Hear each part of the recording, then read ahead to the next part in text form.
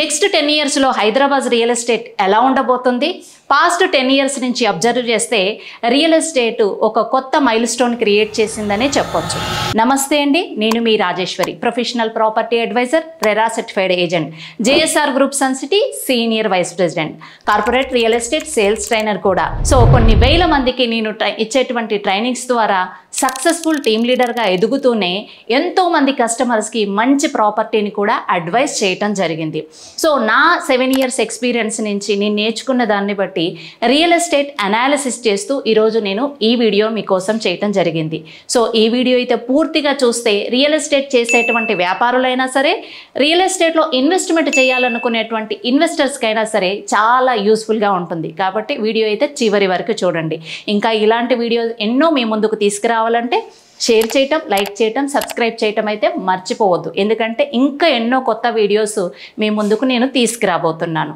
So ఒక్కసారి మనం observe చేస్తే లాస్ట్ 10 ఇయర్స్ నుంచి రియల్ ఎస్టేట్ విపరీతమైనటువంటి డిమాండ్ అనేది పెరిగిందండి. అది ఎప్పుడు ఎక్కువగా స్టార్ట్ అయిందంటే కోవిడ్ తర్వాత ఇంకా ఎక్కువగా అవేర్నెస్ అనేది వచ్చింది.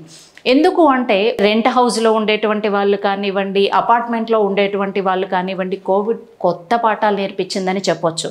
ఎందుకంటే కోవిడ్ టైంలో ఎంతోమంది, కొన్ని లక్షల మంది హైదరాబాద్ను విడిచి వలస వెళ్ళటం జరిగిందండి. ఎందుకు వలస వెళ్ళారంటారు? వాళ్లకు ఉండటానికి ఒక సరైనటువంటి గూడు ఉండి ఉంటే కనుక, అంటే సొంత స్థలం ఉండి ఉంటే కనుక ఒక గుడిసె వేసుకొనైనా ఉండేవాళ్ళు. ఆ క్రమంలో వలస వెళ్ళే క్రమంలో కొన్ని లక్షల మంది ప్రాణాలు కోల్పోవటం కూడా జరిగింది. అంటే మనం చిన్నప్పుడే నేర్చుకున్నామండి, ఒక మనిషి మనుగడకు సాధ్యపడేది కూడు, గూడు అండ్ బట్టలు. అంటే మనం ఉండటానికి, తినటానికి, వేసుకోవటానికి బట్టలు, ఇవి చాలా చాలా ఇంపార్టెంట్. అందులో మెయిన్గా వచ్చేసి ఉండటానికి స్థలము లేదా ఉండటానికి ఇల్లు.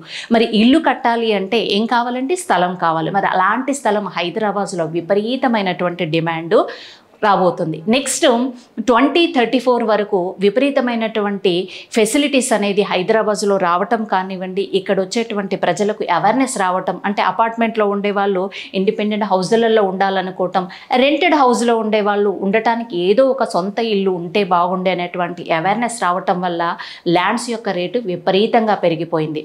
అలాగే గవర్నమెంట్ తీసుకొచ్చేటువంటి ప్రాజెక్ట్స్ కూడా చాలా చక్కటి డెవలప్మెంట్ కావటం వల్ల ప్రతి ఒక్కరికి కూడా అవేర్నెస్ అనేది వచ్చింది. సో దీనివల్ల ఓపెన్ ల్యాండ్ యొక్క డిమాండ్ కూడా చాలా పెరిగిందండి.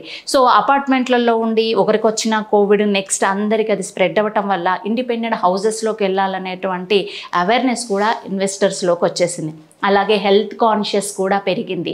సిటీకి పరిధి, అంటే సిటీకి దూరంగా చక్కటి ప్రశాంతమైన వాతావరణంలో ఒక ఫామ్ హౌస్ ఉండాలి, ఒక వీకెండ్ హోమ్ ఉండాలి అనేటువంటి కాన్సెప్ట్ కూడా చాలా మందికి వచ్చేసింది. చక్కటి ప్రశాంతమైన వాతావరణంలో ప్రకృతికి దగ్గరగా ఉండాలనే కాన్సెప్ట్ కూడా పబ్లిక్లో చాలా విపరీతంగా పెరిగిపోవటం వల్ల సిటీ అవుట్స్కట్స్ కూడా చాలా రేట్స్ అనేది ఇంక్రీజ్ అవ్వటం జరిగింది. ఇవాళ మనం చూస్తే కనుక సిటీ నుంచి ఇన్నర్ రింగ్ రోడ్ నుంచి ఔటర్ రింగ్ రోడ్ వరకు, ఔటర్ రింగ్ రోడ్ నుంచి రీజనల్ రింగ్ రోడ్ వరకు కూడా సిటీ అనేది ఎక్స్పాండ్ అవ్వటం వల్ల విపరీతమైనటువంటి డిమాండ్ కూడా రావటం జరుగుతుంది. మరి ఇంత డిమాండ్ ఇంకా రావటానికి గల మెయిన్ కారణాలు ఏంటి అనేది ఒక్కసారి మనం చూస్తే కనుక హెవీగా హైదరాబాద్కు వచ్చేటువంటి పాపులేషన్, ఇక్కడ ఉండేటువంటి డెవలప్మెంట్ అవి ఉండండి, ఇక్కడ తీసుకొచ్చే గవర్నమెంట్ పాలసీలు అవి ఉండండి, ఇన్కమ్ సోర్సెస్ పెరగటం అవ్వచ్చు అండి. ఇలా ప్రతి ఒక్క కారణము హైదరాబాద్ రియల్ ఎస్టేట్ విపరీతమైన డిమాండ్లోకి తీసుకెళ్ళటానికి కారణమైంది. ఎందుకంటే ప్రతి సంవత్సరం approximately 4 to 5 lakhs people migrate అవుతున్నారండి. ఎంతోమంది ఉద్యోగాలకు వచ్చి హైదరాబాద్లో స్థిరపడిపోతున్నారు.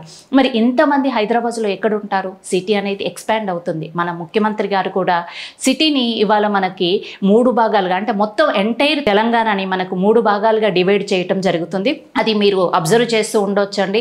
So urban Telangana, semi urban Telangana and rural Telangana అని 3 క్లస్టర్స్గా డివైడ్ చేసి ఎంటైర్ తెలంగాణ కూడా డెవలప్మెంట్ చేయడం జరుగుతుంది. కాబట్టి విపరీతమైనటువంటి డిమాండ్ మన హైదరాబాద్ చుట్టుపక్కల ఉండేటువంటి భూములకు రాబోతుంది. కాబట్టి ఇన్వెస్టర్స్ గుర్తుపెట్టుకోండి, ఎక్కడైనా సరే, దూరంగా అయినా సరే, దగ్గరగా అయినా సరే, మీ బడ్జెట్లో మీకు అనుగుణంగా వచ్చేటువంటి రేట్స్లో అప్పులు చేసి ఇబ్బందులు పడకుండా మీకు అనుగుణమైనటువంటి రేట్లో వచ్చే దగ్గర security, legality, maintenance, road connectivity, single owner ఉన్నటువంటి ప్రాజెక్ట్స్లో ఇన్వెస్ట్ చేయండి.